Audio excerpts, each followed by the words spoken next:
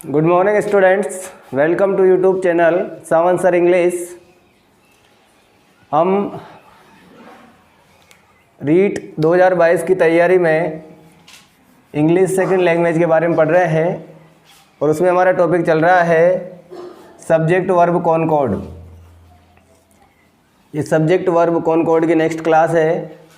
आज है ट्यूसडे, 15 तारीख हो चुकी है। आज की क्लास हम शुरू करते हैं।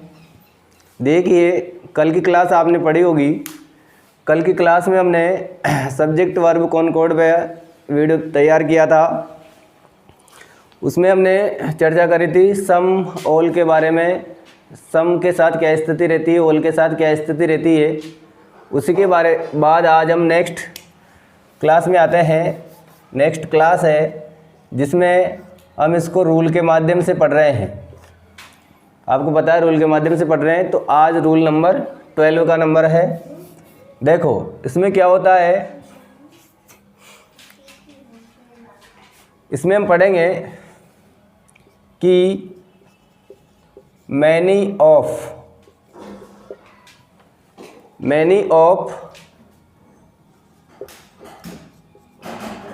Several of. यहाँ मैं कुछ शब्द लिख रहा हूँ, देखिए आप। मैनी ऑफ, सेवरल ऑफ, आगे है अ फ्यू ऑफ, और संख्या के हिसाब से मैं लिख देता हूँ टू ऑफ का मतलब यहाँ 1 of, 2 of, 3 of, 4 of, 5 of ऐसे आ सकता है। 2 ऑफ फॉर एग्जाम्पल मैंने दिया है। Many of, several of, a few of, 2 of तथा the majority of.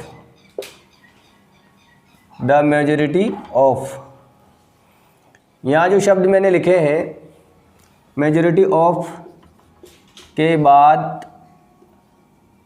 Noun plural आता है तथा इसके साथ वर्ब भी प्लूरल आती है। देखिए आप क्या लिखा है, यहाँ लिखा गया है many of, several of, a few of, 2 of तथा द मेजॉरिटी का मतलब होता है संख्या के हिसाब से अधिकांश, अधिक संख्या में। इसका मीनिंग क्या होता है, अधिकांश या अधिक संख्या में।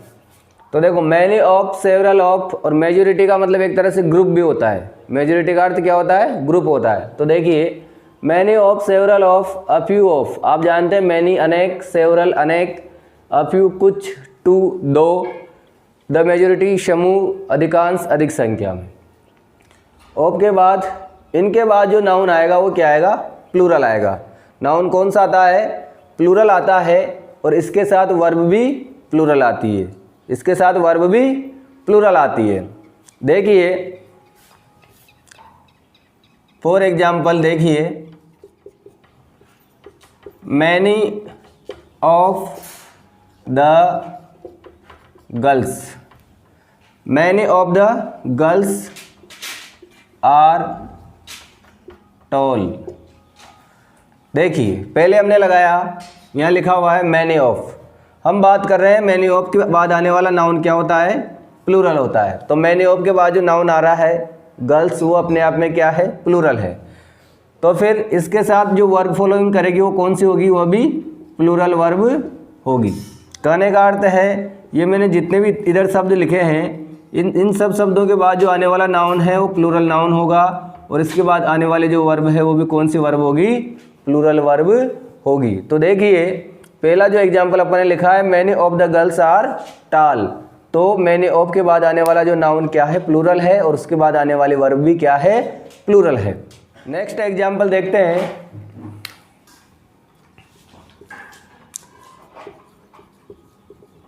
Several of the pupil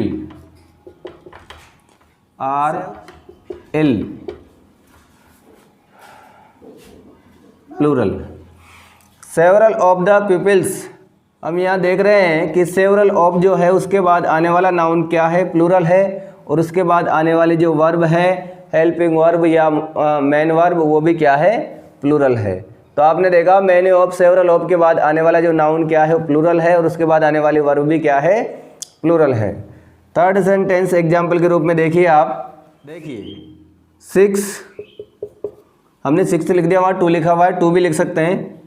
6 of the teachers, 6 of the teachers, 6 को में से 6 were present in the school. देखो 6 of the teachers were present in the school, 6 को में से 6 शिक्षक क्या है, उपस्थित थे कहाँ पे, स्कूल में। कहने का अर्थ यह है कि 6 ऑफ, 2 ऑफ, 3 ऑफ, 4 ऑफ के बाद आने वाला नाउन प्लूरल होगा, और उसके बाद आने वाले जो वर्ब है वो भी क्या होगी, प्लूरल होगी। आगे है अ फ्यू के साथ, देखिए, देखो a few of the flowers, a few of the flowers, फूलों में से कुछ, are a few of the flowers are red. देखिए a few of the flowers are red, a few of के बाद आने वाला जो नाउन है वो प्लूरल है, और इसके बाद आने वाले जो वर्ब है वो भी क्या है, प्लूरल है। तो देखो हम देख रहे हैं कि many of, several of, a few of, 2 of, इनके साथ आने वाला जो नाउन है वो क्या है, प्लूरल है, और उसके बाद आने वाली वर्ब भी प्लूरल है। आगे है नेक्स्ट एग्जाम्पल देखेंगे इसके साथ, the majority of the students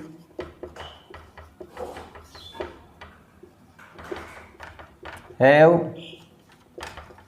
come here.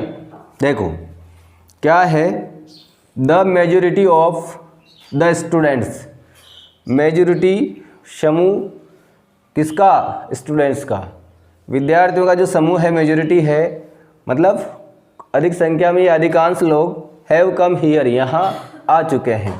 तो देखेंगे आप, ये जो मैंने लिखा है many of, several of, 6 of, a few of, the majority of, ये जो है इनके बाद आने वाला जो नाउन है वो प्लूरल है, और उसके बाद आने वाली वर्ब भी क्या है, प्लूरल है। तो हम इस चीज़ को ध्यान रखेंगे। इसके बारे में हमने देखा कि इनके साथ जो नाउन आ रहा है वो क्या है, प्लूरल है, और उसके बाद आने वाले वर्ब भी प्लूरल है। देखो अब इसमें क्या है, इसमें हम एक चीज़ सीखेंगे, नोट लगा के हम यहाँ लिखते हैं, क्या है, देखिए आप, यहाँ पर एक लिखा हुआ है शब्द द मेजॉरिटी, द मेजॉरिटी। कभी क्या होता है, ऐसा हो जाता है कि द मेजॉरिटी जो है उसके बाद ऑफ जब आता है तो उसके बाद हम प्लूरल नाउन लगाते हैं, परंतु कभी ऐसी स्थिति बनती है कि द मेजॉरिटी अपने आप में क्या है, सब्जेक्ट है। द मेजॉरिटी जो है वो अपने आप में क्या है, एक सब्जेक्ट का काम करता है। तब इसके साथ क्या होती है, अगर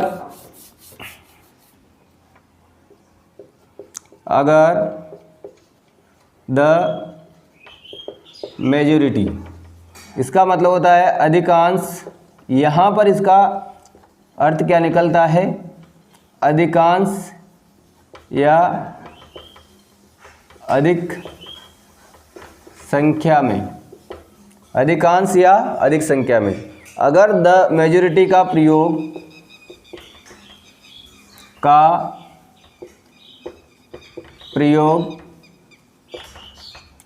सब्जेक्ट के रूप में हो तो इसके साथ सिंगुलर वर्ब या प्लूरल वर्ब में से कोई सी भी लगा सकते हैं। देखो यहाँ पर ये अपवाद है, एक्सेप्शन है। क्या है? ये कह रहा है कि अगर द मेजॉरिटी जो है अगर वो सब्जेक्ट के रूप में डायरेक्ट आता है, मतलब उसके बाद कोई नाउन नहीं आता है, द मेजॉरिटी अपने आप में सब्जेक्ट के रूप में आता है, जिसका मीनिंग होता है अधिकांश या अधिक संख्या में। अगर इस अर्थ में इसका प्रयोग होता है तो इसके बाद हम चाहे तो सिंगुलर वर्ब लगाएं और या फिर प्लूरल वर्ब लगाएं, दोनों में से कोई सी भी अगर हम लगाते हैं तो वो क्या मानी जाती है? सही मानी जाती है। देखो इसका कारण यह है, हम इसको समझेंगे कि ऐसा क्यों कर सकते हैं, हम सिंगुलर वर्ब या प्लूरल वर्ब दोनों में से कोई से भी क्यों लगा सकते हैं। तो इसका कहने का अर्थ यह है, अगर हम काउंटेबल प्लूरल नाउन के बारे में है तो प्लूरल होनी चाहिए, और अनकाउंटेबल है वो सिंगुलर होगा तो उसके लिए सिंगुलर होनी चाहिए। परंतु जब ये अपने आप में कह रहा है कि अधिकांश से अधिक संख्या में, तो मैं इसमें एक ये पता नहीं चल पाता है कि ये काउंटेबल के लिए है या अनकाउंटेबल के लिए। इसलिए यहाँ पर दोनों में से जो भी हम वर्ब लगाएंगे उसको क्या माना जाएगा? सही माना जाएगा। तो देखो द मेजॉरिटी जो है उसका प्रयोग अगर सब्जेक्ट के रूप में होता है तो इसके साथ सिंगुलर वर्ब या प्लूरल वर्ब दोनों में से कोई सी भी हम लगा सकते हैं। देखो इसका एग्जाम्पल हम यहाँ लिखते हैं, the majority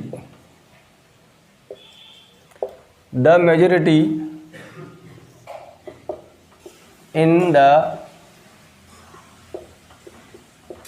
favor of the proposal।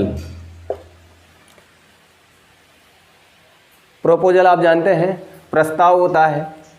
The majority in the favour of the proposal, मतलब जो अधिकांश जो है वो किसके पक्ष में है? प्रस्ताव के पक्ष में है।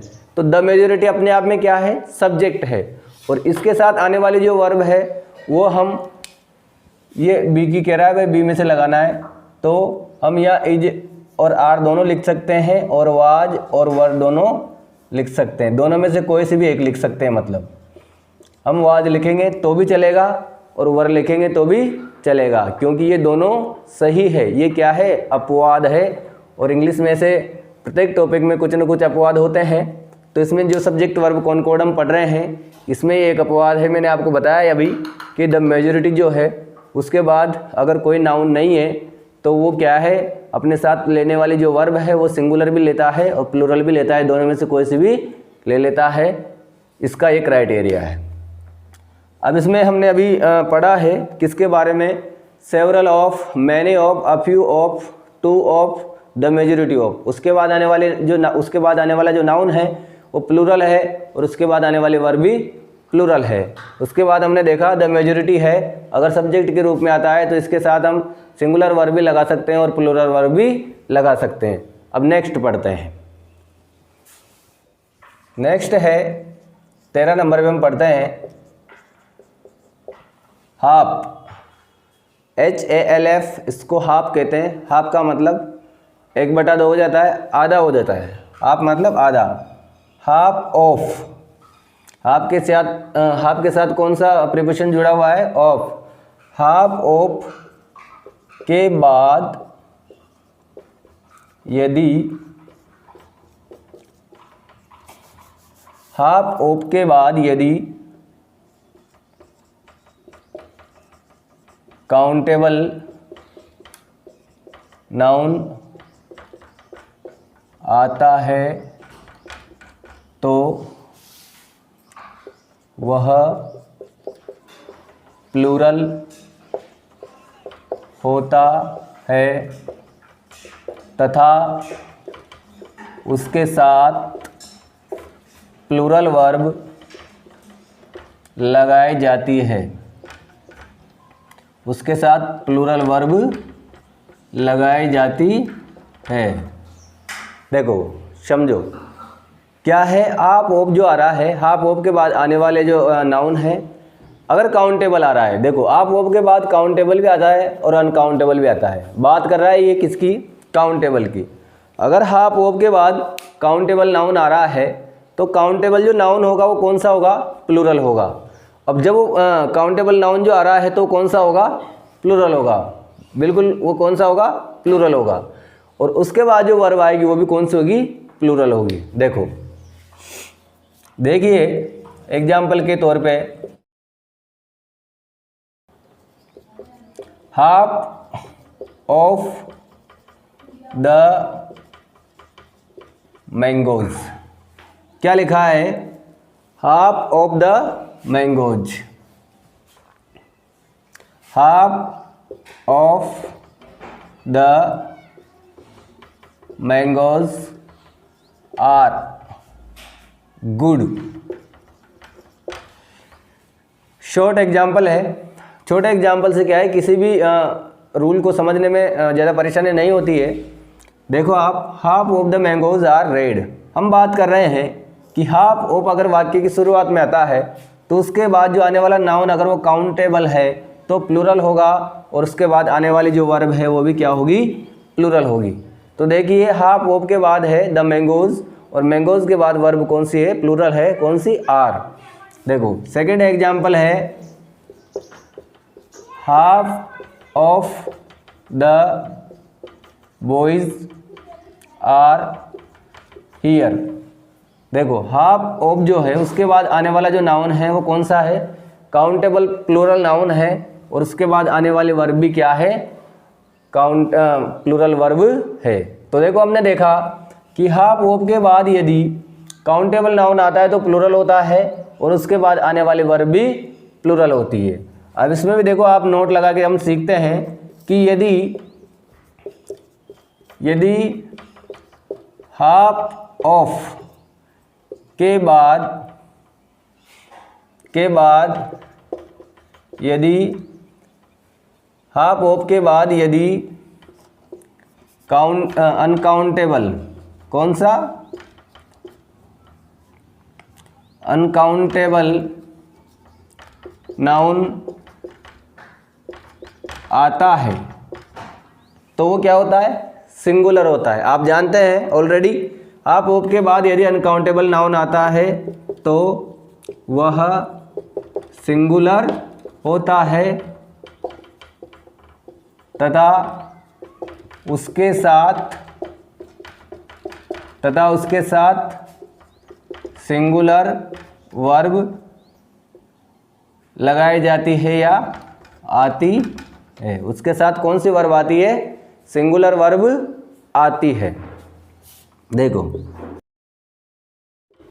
Half of the milk, milk कौन सा नाउन है, अनकाउंटेबल नाउन है। Half of the milk was there, half of the milk was there. जो दूध है, घर पे जो दूध रखा हुआ है उसमें से आधा कहाँ रखा हुआ है, वहाँ पर रखा हुआ है। दो व्यक्ति बात करें तो उसने बता दिया उसको कि half of the milk was there, दूध में से आधा कहाँ है, वहाँ पे है। तो देखो हाफ, हम जो बात समझने जा रहे हैं वो क्या है कि हाफ ऑफ जो है उसके बाद जो आने वाला नाउन अगर अनकाउंटेबल है तो उसके साथ आने वाली जो वर्ब है वो भी क्या होगी, सिंगुलर वर्ब होगी, क्योंकि अनकाउंटेबल नाउन क्या माना जाता है, सिंगुलर नाउन माना जाता है, सिंगुलर माना जाता है। दूसरा है half of the land, land का मतलब होता है जमीन, भूमि। हाफ ऑफ द लैंड, जमीन का जो आधा हिस्सा है, is cultivated, half of the land is cultivated. Half of the land, जो जमीन है उसकी जो आप है वो क्या है, कल्टीवेटेड, उस पर कृषि की जा रही है, खेती की जा रही है, खेती की जाती है। क्या हुआ इसका अर्थ, half of the land is cultivated, जमीन के आधे हिस्से में खेती की जाती है। तो कहने का अर्थ यह है कि हाफ ऑफ के बाद आने वाला जो नाउन है वो अनकाउंटेबल है तो वो सिंगुलर होता है, और उसके बाद आने वाली जो वर्ब है वो भी क्या होती है, सिंगुलर होती है। जैसे हमने देखा आप ऑफ के बाद अगर काउंटेबल आता है नाउन, यहाँ अनकाउंटेबल की स्थिति है, ऊपर काउंटेबल की स्थिति है। अगर काउंटेबल नाउन आता है तो प्लूरल होता है, और उसके बाद आने वाली जो वर्ब है वो भी क्या होती है, प्लूरल होती है। नेक्स्ट चलते हैं, देखिए नेक्स्ट क्या है, नेक्स्ट है यदि दो सिंगुलर नाउन, यदि कोई भी दो सिंगुलर नाउन एंड से जुड़े हों, किससे जुड़े हों, एंड से। यदि कोई भी दो सिंगुलर नाउन जो है, किसकी बात करें, सिंगुलर की, यदि कोई भी दो सिंगुलर नाउन एंड से जुड़े हों और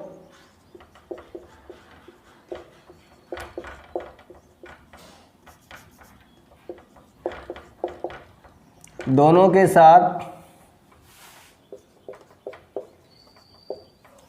साथ जो दोनों नाउन हैं उनके साथ, मतलब उनके आगे एडजेक्टिव के रूप में, दोनों के साथ ईच या एवरी या नो, यदि दो सिंगुलर नाउन एंड से जुड़े हों और दोनों के साथ ईच, एवरी या no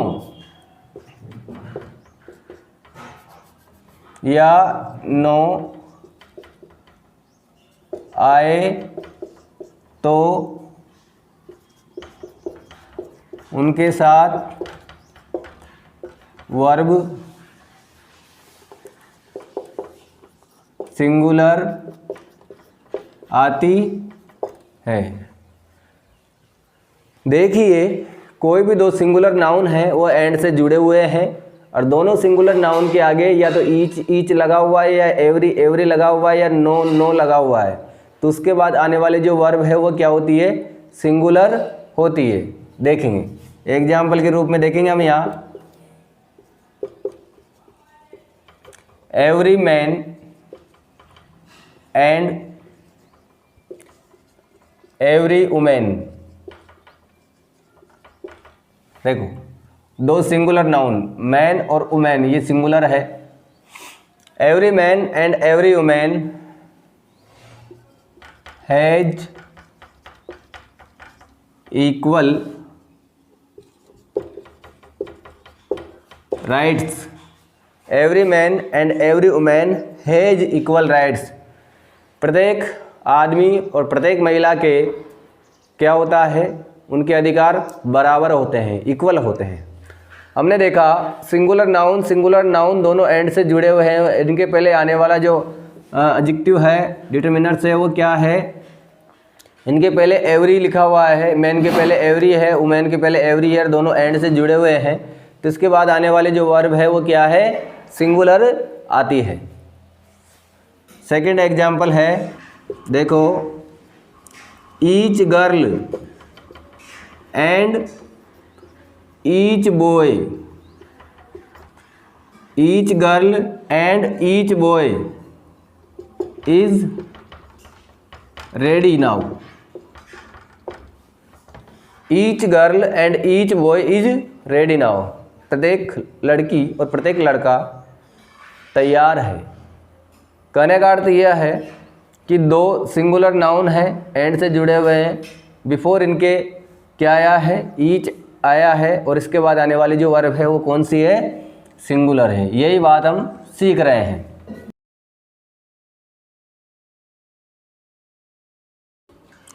no friend and no relative. देखो no friend and no relative, दोस्त भी नहीं और क्या, रिश्तेदार भी नहीं। फ्रेंड और रिलेटिव सिंगुलर नाउन है, इनसे पहले क्या है, नो आया है, तो no friend and no relative, no friend and no relative has anything to offer. No friend and no relative, मतलब किसी भी दोस्त के पास या किसी भी रिश्तेदार के पास क्या नहीं है, एनीथिंग कोई भी चीज़ नहीं है, टू ऑफर मतलब देने के लिए, मतलब किसी भी दोस्त या रिश्तेदार के पास देने के लिए कुछ भी नहीं है।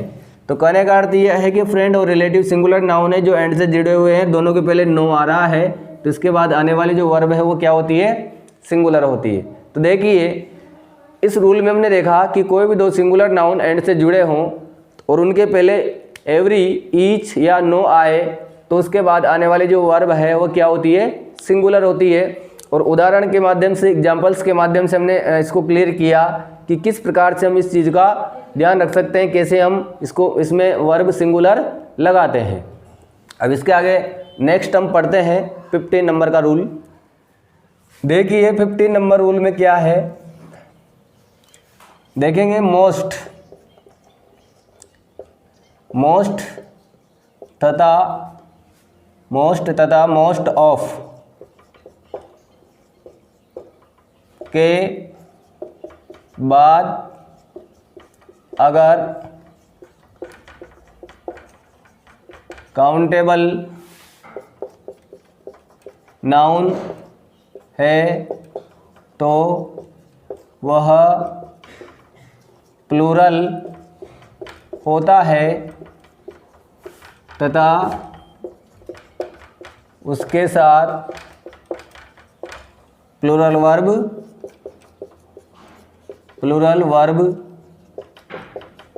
आती है। मोस्ट तथा मोस्ट ऑफ के बाद काउंटेबल नाउन है तो वो प्लूरल होता है तथा उसके बाद आने वाली वर्ब भी प्लूरल आती है। देखेंगे एग्जाम्पल के रूप में सेंटेंस देखते हैं। देखिए एग्जाम्पल, मोस्ट पीपुल थिंक सो। देखो मोस्ट पीपुल थिंक सो, अधिकांश लोग ऐसा सोचते हैं, अधिक लोग मोस्ट पीपुल थिंक सो, अधिक लोग या अधिकांश लोग ऐसा सोचते हैं। ये क्या है, मोस्ट है, इसके बाद आने वाला नाउन क्या है, काउंटेबल है, कौन सा है, प्लूरल है, तो most people think so. Second है most of the teachers are busy.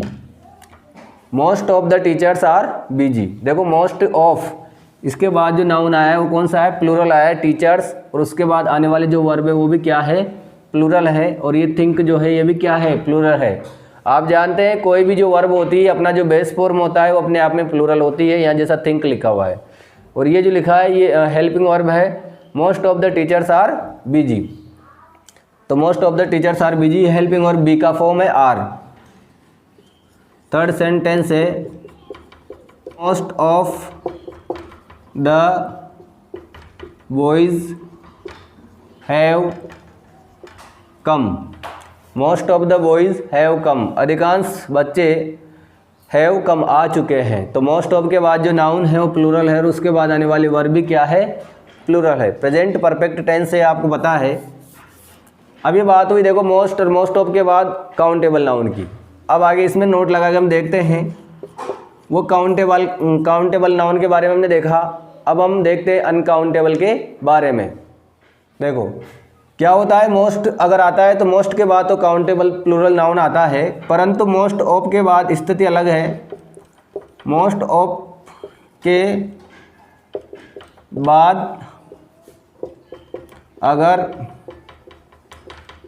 Uncountable, देखो मोस्ट के बाद तो अनकाउंटेबल नहीं आएगा और मोस्ट ऑफ के बाद काउंटेबल प्लूरल भी आता है और अनकाउंटेबल भी आता है। तो मोस्ट ऑफ के बाद अगर uncountable noun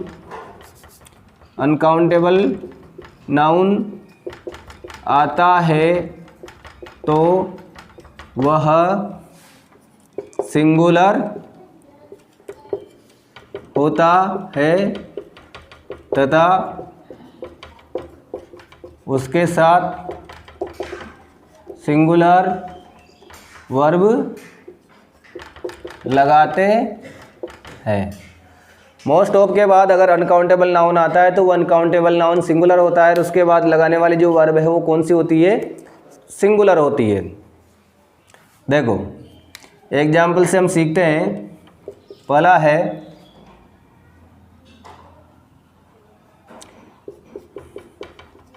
most of the money, most of the money is spent, most of the money is spent, अधिकांश पैसा खर्च किया जा चुका है। स्पेंड माने खर्च करना। सेकंड है